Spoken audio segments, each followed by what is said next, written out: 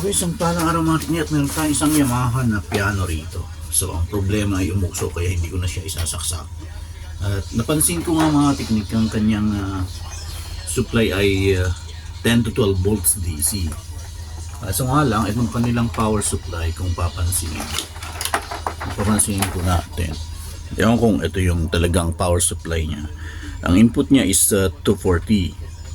Yeah. 220 to 240 volts. Yung secondary output niya is 24 volts 500 milliamperes. So malamang transformer to. Kailangan kong ma-check din sa multimeter kung ito yung ginamit nila, hindi akma dito sa ating piano. Tsaka nakalagay dito 12 volt ampere. Yan yung kanyang power. 12 volt ampere. So hindi yan yung voltage. Ang voltage output niya is 24 volts AC. 500 milliampere. So bago natin i-clarify ito, kailangan natin ma-check muna ito. So hindi ko na po siya isasaksak dahil kahit ngayon amoy na amoy pa rin.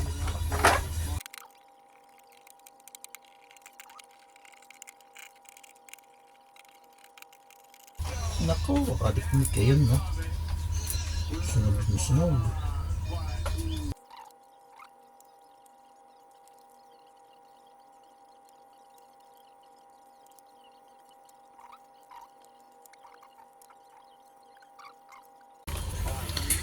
So yung mga teknik, kalas na siya.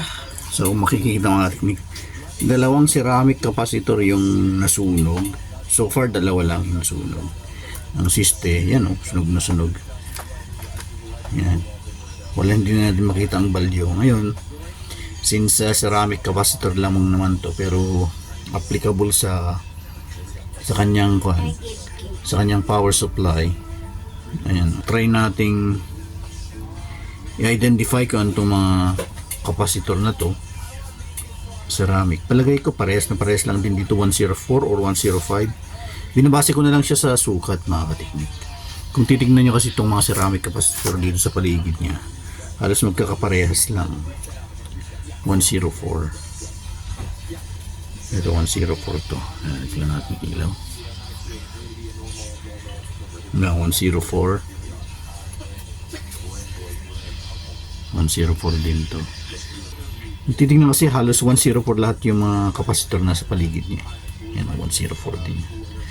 So, yun na rin siguro ang bibilhin natin. Tingnan lang natin kung okay siya. Tapos i-check ko tong diode na to gamit ng ating multimeter. Yan. Ayan, reverse bias po siya. Ito yung forward bias. Yan, okay po siya. Hindi po nasira yung ating diode. Then, meron pa akong nakita rito. Ito itong Bluetooth na kapasitor. Kung titignan natin yan, Bluetooth. Lumubo na po siya. Kailangan na rin nating palitan yan.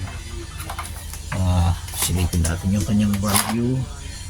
Yan, 100 microfarad. 1000 microfarad. 16 volts.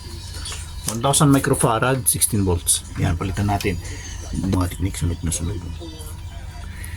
Yan. At saka isa pa pala mga teknik, pag nagtatanggal pala tayo ng mga ganitong wire doon sa kanyang connector, kung ano yung mayroong marka katulad nito, kung ano yung saang may marka, may black, yun yung pin number 1. Makikita natin dito, pin number 1. Yan. Pin number 1, pin number 1. So doon yung pinaka-reference natin. So yun lamang po at yan, hanapan natin ng piyesa to. Itong power supply niyang kaduda-duda, tulad ng sinasabi ko, sukatan ko rin to ngayon kung sabi niya dito kasi AC adapter. So hindi ko na i-recommend na gamitin to. Pwedeng ito yung sumira.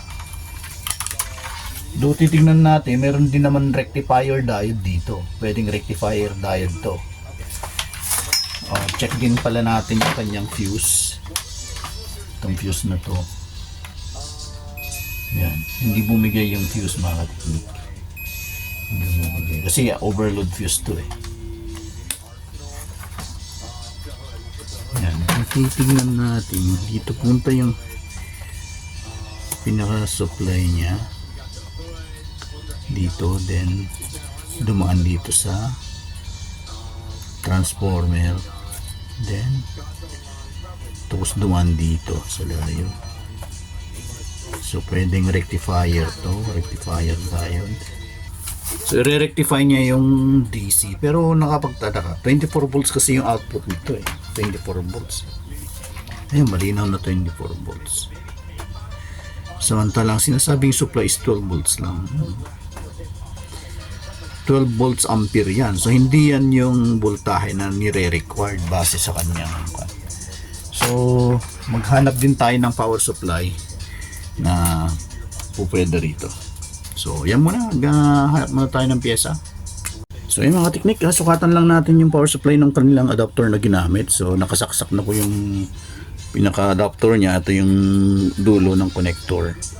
So dahil nakalagay nga doon is 24 volt AC, nilagay ko ng AC yung ating range. Yan, para safe tayo. Ayan mga kateknik, oh. Oops. Yan, 25.9 or 26 volts AC mga teknik, napakataas. So malamang nagkamali nga sila ng saksak. 1 hour later. Okay mga teknik, continuation sa ating ginagawang piano. So nakabili po tayo ng pyesa. So ito yung ating mga pyesa, ceramic na capacitor. So palitan lang natin mga teknik.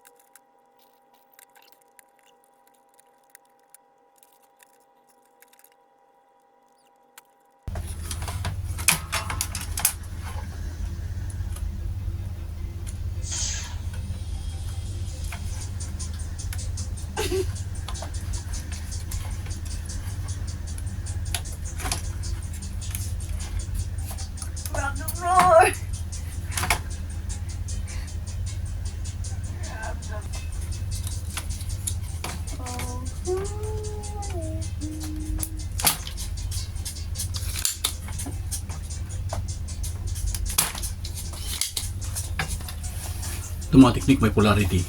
So plus, minus. Yan yung kanyang plus, ito yung kanyang minus. Check palagi mas mahaba yung plus. Tandaan po natin yan.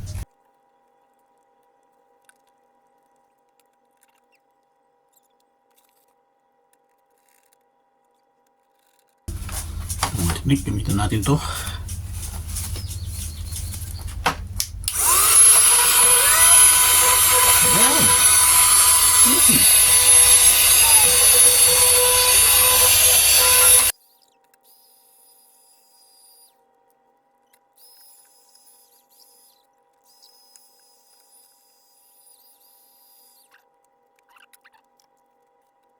So ano siya mga teknik, malinis na. So salpak na natin.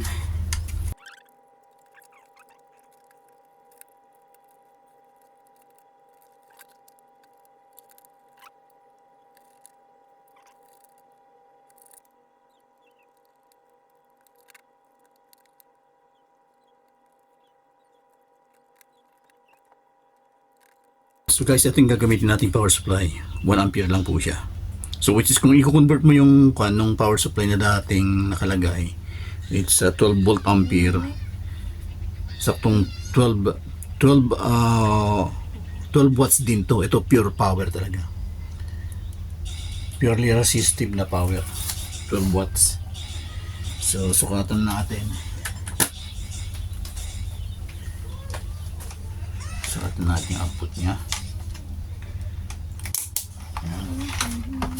Nakasaksak na siya mga teknik.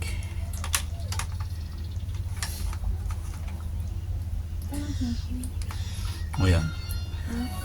So kanyan, ang tawag nito regulated power supply. Yan yung power. Yan. Power on. Yun, may power na siya. So, walang usok. Yan.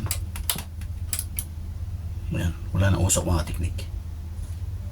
So, okay, good na tayo. I-con ko lang. I-check lang din natin bago natin isarado.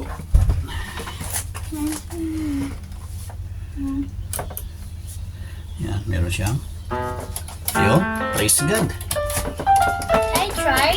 Just wait, we will not yet finish.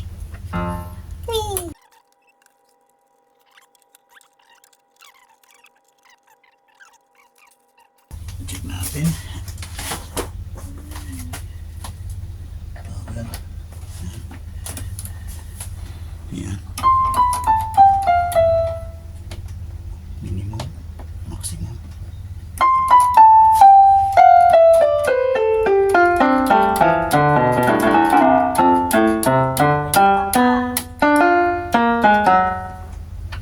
Papa, Yes, baby. Dudoy was calling you when you were gone.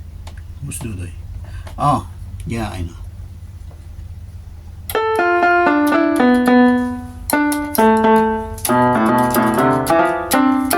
Yun. See.